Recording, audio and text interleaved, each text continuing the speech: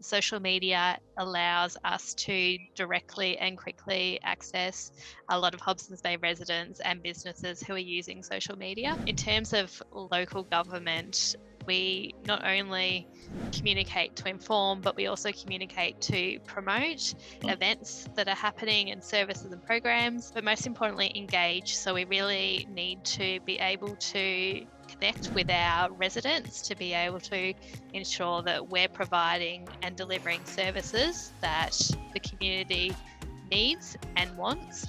And that's where one of our key deliverables is to be able to provide the opportunity via social media and other platforms for the residents and visitors and businesses to be able to have an opportunity to provide feedback on our policies, our programs, and our initiatives.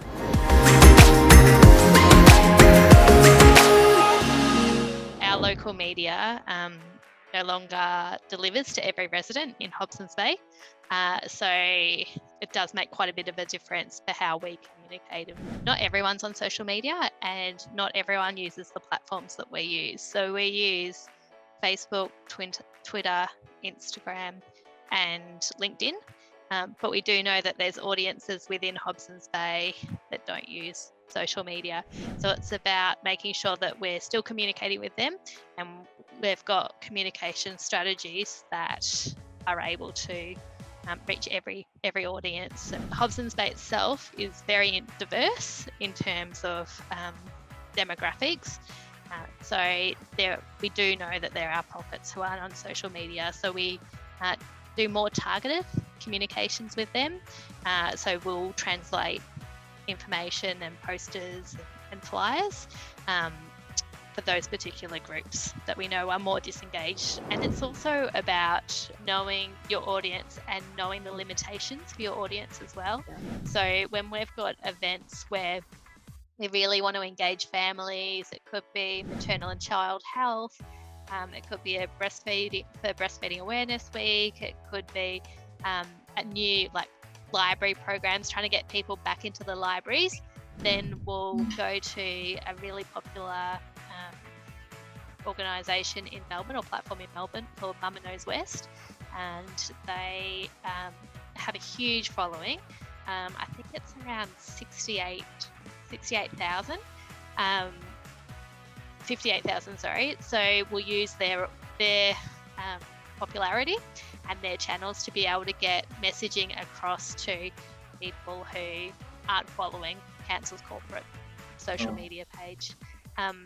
We also have a few different types of channels as well within Hobsons Bay that are more for people who are interested specifically for arts and culture. So we've got Creative Cities Hobsons Bay, and then we've got the libraries have their own social media page as well. So yeah, there's quite a bit going on to effectively communicate for each of the different service. We do a communication strategy for each one, and the audience will differ depending on what work area that the communications team is working with.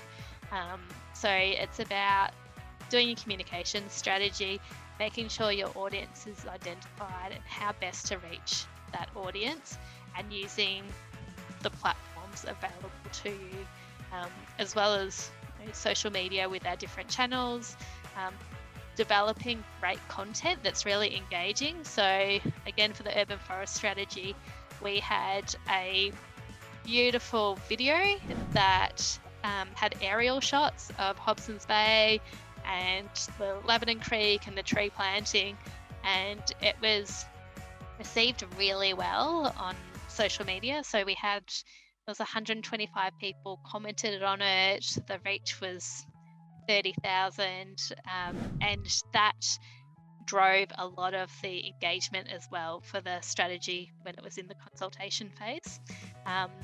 So as well as knowing your audience, making sure your content is going to entice that audience to act, so be part of your consultation, provide feedback, or go to the event that you're planning, or sometimes it's just simply to inform as well. So it's a mixture of that, making sure that there's quality information that's going out and it's going to the right people, and making sure that you're not missing anyone.